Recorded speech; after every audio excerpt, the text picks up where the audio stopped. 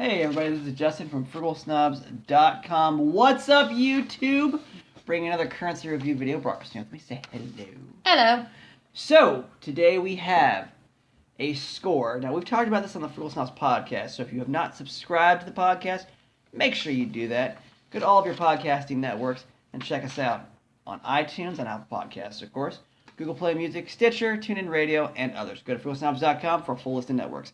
Anyway, we've talked about this bill recently on an episode of our show, and that is the 1929 $10 Federal Reserve note from the Bank of New York. Yes, New York City. The Federal Reserve Bank of New York. Awesome. Yes. Awesome. So I've been looking for this bill for a while. I've been talking to Christina about getting a 1929, what I call crash note. So the year the stock market crashed, which precipitated the Great Depression. And the cool thing about this note is it's from New York City. Again, the site at which, and the point in time in which, the stock market crashed in 1929. Yes. So it's a pretty cool note. It looks very similar to the 1934 $10 note, but there are some significant differences. Christina, as you can see, if you look to the left, you'll see the Federal Reserve Bank, New York, New York. Yes, it takes up the whole, left pane. That's right. And now the 10s are the same style on the front side of the note that you see on the 1934 and even in the 1995 series $10 note. But you'll also see right above the United States of America at the top of the note, national currency. Yes. You do not see that on any other bill. On any other bill. That's correct.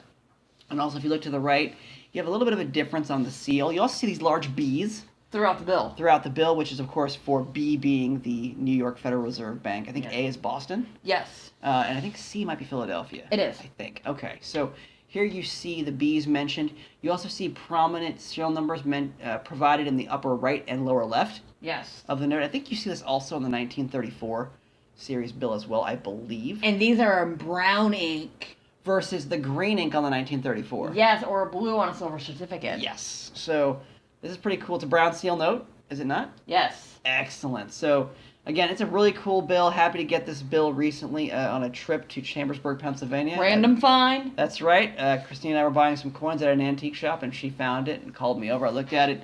No pinpricks, no rips, no tears, nothing. This bill is pretty decent, folks. So let's go ahead and take a look at the back.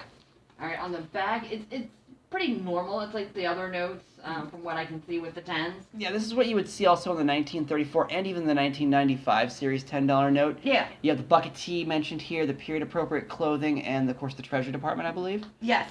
So I guess these folks are going to church. Yes. As Currency Man would say. But, again, standard note. I mean, there's a little bit of a difference on the accents on the back of the note prior to the 1934 series note. But this note is really cool. I mean, this is from a very significant point in U.S. financial and fiscal policy history. It's really cool. I'm happy to get this bill and really happy to share with everybody here on this video review. Now, in 1929, I think, Christina, you looked this up. Yes. And 10 U.S. dollars in 1929 is worth how much? Today it is worth $141.19. Okay, well, there you go. I paid less than $141 for this bill.